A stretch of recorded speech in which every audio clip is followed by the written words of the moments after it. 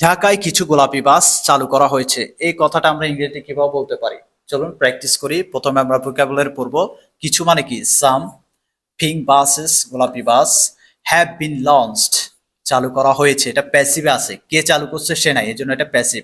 আর এটা present পারফেক্টের passive. Present পারফেক্টের passive হচ্ছে subject লিখবো, ওকে, তারপরে হ্যাভ হ্যাজ, এরপরে বিন, এরপর ভার্বটা past participle form.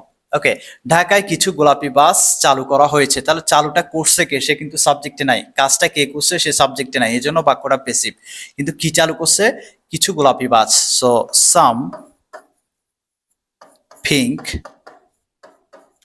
buses, some pink buses have, যেহেতু অনেকগুলো বাস এর জন্য হ্যাভ ইউজ করেছি, তারপরে প্যাসিভের জন্য বিন ইউজ করব, have been launched.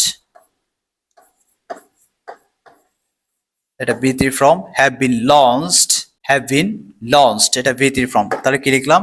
Some pink buses have been launched, চালু করা হয়েছে। কোথায় চালু করা হয়েছে? In Dhaka, in Dhaka. তাহলে কি লিখলাম পুরো বাক্যটা? Some pink buses have been launched in Dhaka. কিছু গোলাপি বাস ঢাকায় কি করা হয়েছে? চালু করা হয়েছে। আমরা ইন্ট্রোডিউসডও লিখতে পারি। ওকে, আপনাদের প্র্যাকটিসের জন্য আমি একটি বাক্য লিখেছি, ঢাকায় কিছু নতুন বাস চালু করা হয়েছে। এটার ইংরেজি কি হবে? Right to the comment section for your practice. আসসালামু আলাইকুম।